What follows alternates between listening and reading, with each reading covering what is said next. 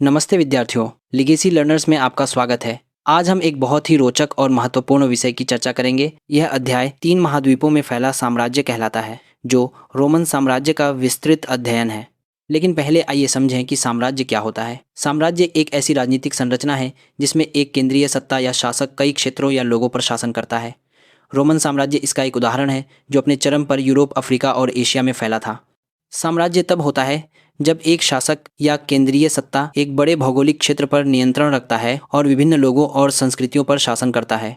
साम्राज्य में एक मजबूत सेना होती है जो सीमाओं की रक्षा करती है और नए क्षेत्रों पर विजय प्राप्त करती है। एक केंद्रीकृत सरकार प्रत्येक क्षेत्र में कानून और व्यवस्था लागू करती है।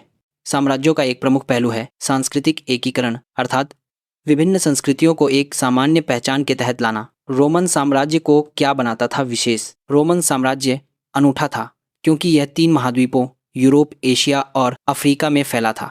इस साम्राज्य में कई अलग अलग संस्कृतियां, भाषाएं और धर्म सह अस्तित्व में थे। लेकिन रोमन सम्राटों ने एक शासन और कानूनी तंत्र बनाया जो प्रत्येक क्षेत्र पर लागू होता था।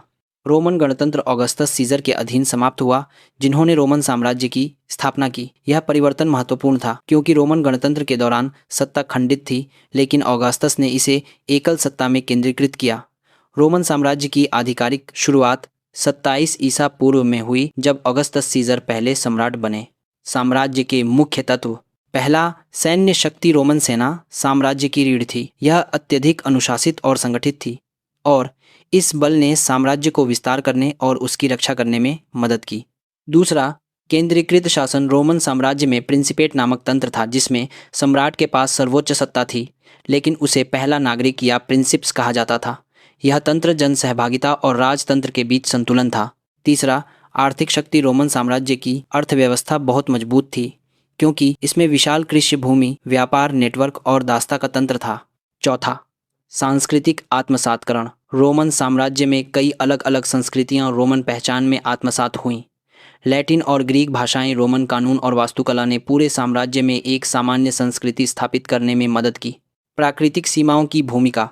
रोमन साम्राज्य की सीमाएं मजबूत थीं, जिनमें डैन्यूब नदी और राइन नदी जैसी प्राकृतिक विशेषताएं उत्तरी सीमाओं की रक्षा करती थीं। इसी तरह अफ्रीका में सहारा रेगिस्तान दक्षिणी सीमाओं को सुरक्षित करता था। ये प्राकृतिक अवरोध रोमन साम्राज्य को बाहरी आक्रमणों से बचाने में सहायक थे। साम्राज्य के शहर और सड़कें।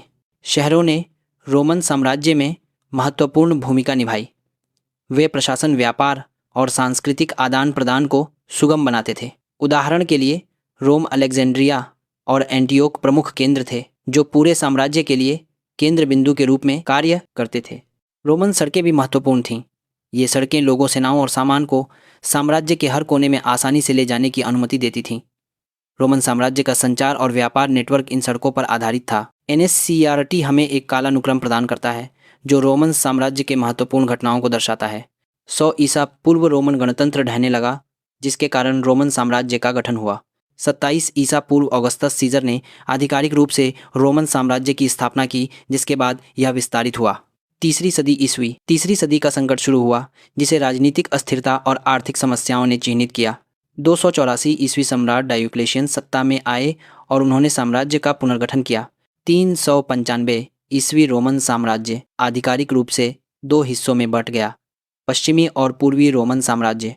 476 ईस्वी पश्चिमी रोमन साम्राज्य बर्बर आक्रमणों के कारण ढह गया। 1453 ईस्वी पूर्वी रोमन साम्राज्य, जिसे अब बीजांटिन साम्राज्य के नाम से जाना जाता है, अंततः ढह गया।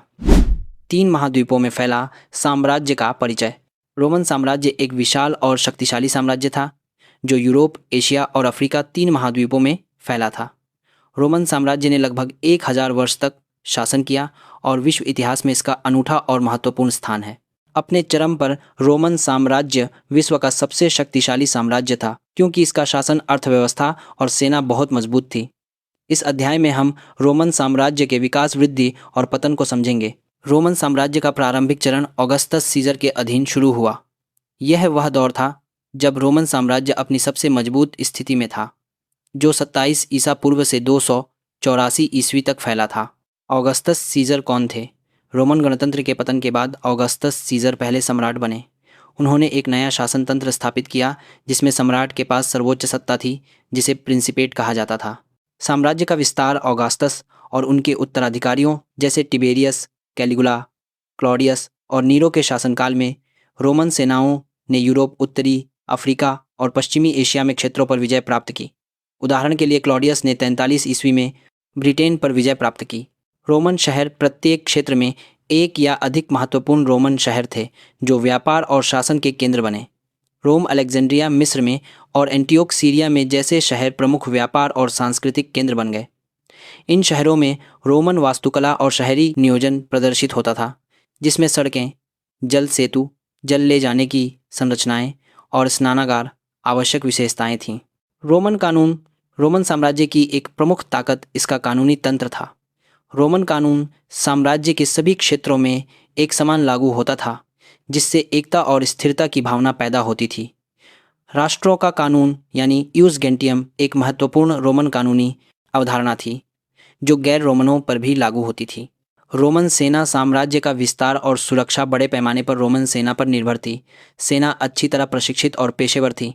रोमन सड़कें अत्यधिक उन्नत थीं, जो सेनाओं और आपूर्ति को कुशलता से ले जाने में मदद करती थीं। प्रांत और शासन रोमन साम्राज्य इतना बड़ा था कि इसे विभिन्न प्रांतों में बांटा गया था। प्रत्येक प्रांत में एक राज्यपाल होता था जो सम्राट की ओर से शासन करता था और क्षेत्र में कानून और व्यवस्था बनाए रखता था। तीसरी सदी का संकट रोमन साम्राज्य के लिए एक कठिन दौर था, जो 235 ईस्वी से 284 ईस्वी के बीच हुआ। इस दौर में रोमन साम्राज्य काफ़ी कमज़ोर हो गया। गृह युद्ध छिड़ गए क्योंकि विभिन्न व्यक्ति रोमन सम्राटों के शासन को चुनौती देने लगे। कई सम्राट एक के बाद एक सत्ता में आए, जिससे साम्राज्य और कमज़ोर हुआ। आर्थिक पतन साम्राज्य का विशाल आकार और निरंतर युद्धों ने अर्थव्यवस्था को ढहा दिया। बर्बर आक्रमणों और आंतरिक संघर्षों ने कर संग्रह को कठिन बना दिया और मुद्रास्फीति बढ़ गई। रोमन सिक्के अपनी कीमत खोने लगे और आर्थिक समस्याएं बढ़ गईं। सैन्य संकट, गौथ, फ्रैंक और सस्सानिड जैसे बर्बर जनजातियां रोमन सेना पर काफ़ी दबाव डाल रही थीं। साम्राज्य की सीमाओं पर कई आक्रमण हुए, जिससे साम्राज्य और अस्थिर हो गया। डायोक्लेशियन के सुधार इस संकट को दूर करने के लिए 284 ईस्वी में सम्राट डायोक्लेशियन ने प्रमुख सुधार शुरू किए। उन्होंने साम्राज्य को दो हिस्सों में बांटा, पूर्वी और पश्चिमी रोमन साम्राज्य, ताकि शासन और सुरक्षा को बेहतर ढंग से प्रबंधित किया जा सके। लिंग साक्षरता संस्कृति रोमन साम्राज्य के सामाजिक पहलू काफ़ी विविध थे। आइए समझें कि लिंग भूमिकाएं, साक्षरता और संस्कृति ने रोमन समाज को कैसे प्रभावित किया। लिंग भूमिकाएं रोमन समाज में लिंग आधारित विभाजन बहुत स्पष्ट थे। महिलाओं की भूमिका ज़्यादातर घरेलू थी, उनके पास कम अधिकार थे और सार्वजनिक जीवन में उनकी भागीदारी सीमित थी। उच्च वर्ग की महिलाओं के पास कुछ संपत्ति के अधिकार थे, लेकिन उनकी भूमिका फिर भी काफ़ी सीमित थी। साक्षरता विशेष रूप से कुलीन वर्गों में काफ़ी उच्च थी। साम्राज्य के बड़े शहरी केंद्रों में लोग लैटिन और ग्रीक भाषाएं सीखते थे। स्कूल और निजी शिक्षक कुलीन वर्ग के बच्चों को शिक्षित करते थे। हालांकि निम्न वर्ग और ग्रामीण क्षेत्रों में साक्षरता कम थी और शिक्षा तक पहुंच ज़्यादातर कुलीन और मध्यम वर्ग तक सीमित थी। संस्कृति रोमन साम्राज्य की संस्कृति बहुत समृद्ध थी। वास्तुकला ने कोलोसियम, पैंथियन और रोमन स्नानागार जैसे प्रसिद्ध ढांचे बनाए। रोमन भवनों में मेहराबों और गुंबदों का व्यापक उपयोग होता था, जो आज भी प्रशंसनीय है। नाटक और कला भी रोमन जीवन का महत्वपूर्ण हिस्सा थे। नाटक और सार्वजनिक आयोजन प्रत्येक प्रमुख रोमन शहर में आम थे। रोमन धर्म शुरू में बहुदेववादी था, लेकिन उत्तरकालीन प्राचीन काल में ईसाई धर्म का प्रभाव बढ़ने लगा। आर्थिक विस्तार रोमन साम्राज्य की अर्थव्यवस्था विशेष रूप से प्रारंभिक साम्राज्य के दौरान बहुत समृद्ध थी। व्यापार रोमन साम्राज्य एक परस्पर जुड़े व्यापार नेटवर्क पर आधारित था। विभिन्न क्षेत्रों से विभिन्न सामान आते थे। मिस्र से अनाज, भारत से मसाले और चीन से रेशम रोमन बाजारों में बिकता था। कृषि रोमन अर्थव्यवस्था का आधार कृषि थी। बड़े लैटिफंडिया यानी कृषि संपदाएं दास श्रम का उपयोग करके संचालित होती थीं। अनाज, जैतून और शराब आवश्यक उत्पाद थे, जो पूरे साम्राज्य में उत्पादित और वितरित किए जाते थे। रोमन मुद्रा रोमन साम्राज्य में एक उन्नत मुद्रा तंत्र था। सोने, चांदी और कांस्य के सिक्के व्यापार को सुगम बनाने के लिए उपयोग होते थे। रोमन सिक्कों ने अंतर्राष्ट्रीय व्यापार में भी भूमिका निभाई। श्रम रोमन अर्थव्यवस्था का एक आवश्यक हिस्सा था और श्रमिकों को नियंत्रित करने के लिए विभिन्न तंत्र अपनाए गए। दासता रोमन समाज में दासता आम थी। रोमन दासों का उपयोग कृषि, खनन, निर्माण और यहाँ तक कि घरेलू कार्यों के लिए होता था। दासों के पास कोई अधिकार नहीं था और उन्हें संपत्ति की तरह माना जाता था। कोलोनस तंत्र जैसे जैसे दासता कम होने लगी, एक नया तंत्र उभरा जिसे कोलोनस तंत्र कहा जाता था। इस तंत्र में गरीब किसानों को काम करने के लिए जमीन दी जाती थी और बदले में वे अपनी फसल का एक हिस्सा जमींदारों को देते थे। सामाजिक रंगभेद। रोमन समाज अत्यधिक रंगभेदी था, जिसमें प्रत्येक वर्ग की निश्चित भूमिका थी। सीनेटर और कुलीन समाज के शीर्ष पर सीनेटर और कुलीन थे, जो साम्राज्य के राजनीतिक और आर्थिक जीवन पर हावी थे। प्लेबियन, ये मध्यम वर्ग के नागरिक थे जो व्यवसायों और कृषि में शामिल थे। वे रोमन अर्थव्यवस्था के महत्वपूर्ण सदस्य थे। दास, समाज के सबसे निचले स्तर पर दास थे जिनके पास कोई अधिकार नहीं था। उत्तरकालीन प्राचीन काल रोमन साम्राज्य के लिए एक परिवर्तन का समय था। यह दौर तीसरी सदी ईस्वी में शुरू हुआ, जब रोमन साम्राज्य कमजोर होने लगा। इस दौरान कई महत्वपूर्ण बदलाव हुए जो प्राचीन विश्व से मध्यकालीन विश्व में परिवर्तन को दर्शाते हैं। उत्तरकालीन प्राचीन काल का मुख्य केंद्र। रोमन साम्राज्य का विभाजन और पश्चिमी रोमन साम्राज्य का पतन।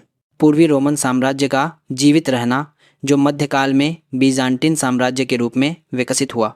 ईसाई धर्म का उदय और इसका रोमन राज्य और समाज पर गहरा प्रभाव। राजनीतिक खंडन। तीसरी सदी ईस्वी के बाद रोमन साम्राज्य आंतरिक और बाहरी समस्याओं से घिर गया। राजनीतिक अस्थिरता के कारण गृह युद्ध हुए, जिससे साम्राज्य का शासन तंत्र कमजोर हो गया। सम्राट डायोक्लेशियन 284 से 305 ईस्वी ने प्रमुख सुधार शुरू किए और साम्राज्य को दो हिस्सों में बांटा, पश्चिमी रोमन साम्राज्य और पूर्वी रोमन साम्राज्य। पश्चिमी हिस्सा रोम से शासित था, जबकि पूर्वी हिस्सा कॉन्स्टेंटिनोपल से शासित था, जो आधुनिक इस्तांबुल है। पश्चिमी रोमन साम्राज्य का पतन 476 ईस्वी में पश्चिमी रोमन साम्राज्य ढह गया। विसिगोथ और वेंडल जैसे बर्बर जनजातियों ने रोमन शहरों को लूटना शुरू किया। पश्चिमी रोमन साम्राज्य के पतन के बाद यूरोप में मध्यकालीन राज्य उभरे, जैसे फ्रैंकिश राज्य और एंग्लो सैक्सन इंग्लैंड। पूर्वी रोमन साम्राज्य का जीवित रहना। जबकि पश्चिमी रोमन साम्राज्य ढह गया, पूर्वी रोमन साम्राज्य लंबे समय तक जीवित रहा। इस पूर्वी रोमन साम्राज्य को बीजांटिन साम्राज्य कहा जाता है, जो 1453 ईस्वी तक अस्तित्व में रहा, जब ओटोमन तुर्कों ने कॉन्स्टेंटिनोपल पर विजय प्राप्त की। बीजांटिन साम्राज्य में ग्रीक भाषा और ऑर्थोडॉक्स ईसाई धर्म मजबूत रहे। बीजांटिन साम्राज्य ने रोमन कानून और संस्कृति को संरक्षित किया, जिसने बाद में मध्यकालीन यूरोप को प्रभावित किया। उत्तरकालीन प्राचीन काल में ईसाई धर्म की भूमिका। उत्तरकालीन प्राचीन काल में ईसाई धर्म व्यापक रूप से फैला। सम्राट कॉन्स्टेंटाइन में ईसाई धर्म को वैध बनाया और कॉन्स्टेंटिनोपल को अपनी पूर्वी राजधानी बनाया। कॉन्स्टेंटाइन के निर्णय ने रोमन साम्राज्य के धार्मिक परिदृश्य को स्थायी रूप से बदल दिया। ईसाई धर्म के उदय के साथ चर्च साम्राज्य में एक बहुत महत्वपूर्ण संस्था बन गया। चर्च ने मध्यकालीन यूरोप में राजनीतिक और सांस्कृतिक भूमिका भी निभाई। उत्तरकालीन प्राचीन काल में आर्थिक और सामाजिक बदलाव। रोमन साम्राज्य के पतन के बाद आर्थिक रूप से व्यापार और शहरी केंद्रों में गिरावट शुरू हुई। ग्रामीण अर्थव्यवस्था और सामंतवाद का उदय हुआ, जो मध्य युग में यूरोप में सामाजिक और आर्थिक तंत्र का आधार बना। सामाजिक रंगभेद। रोमन समाज में सामाजिक रंगभेद में पैट्रिशियन, प्लेबियन और दास शामिल थे। उत्तरकालीन प्राचीन काल तक दासता कम होने लगी और एक नया तंत्र उभरा, जिसे सर्फडम कहा गया। सर्फ वे श्रमिक थे जो भूमि पर काम करते थे और जमींदारों द्वारा नियंत्रित थे। आइए अब इस अध्याय के सबसे महत्वपूर्ण बिंदुओं का संक्षेप में सारांश करें। पहला, रोमन साम्राज्य की स्थापना। 27 ईसा पूर्व में ऑगस्टस सीजर के शासनकाल में रोमन साम्राज्य की स्थापना हुई और यह यूरोप, एशिया और अफ्रीका में फैला।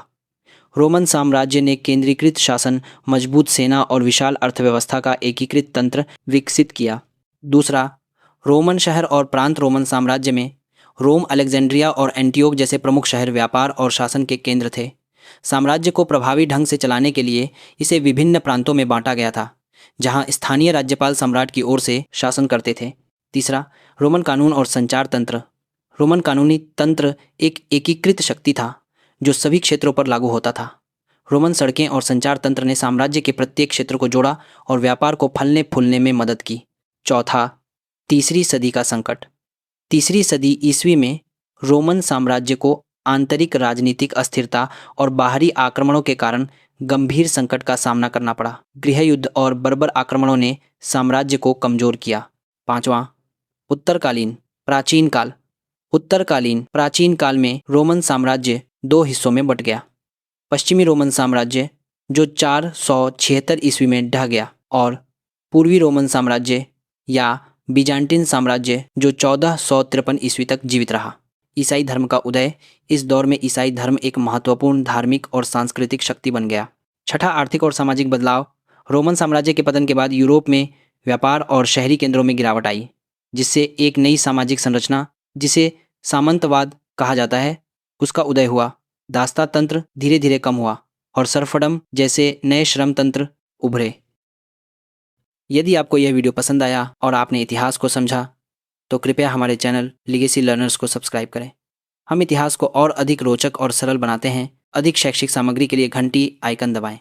देखने के लिए धन्यवाद।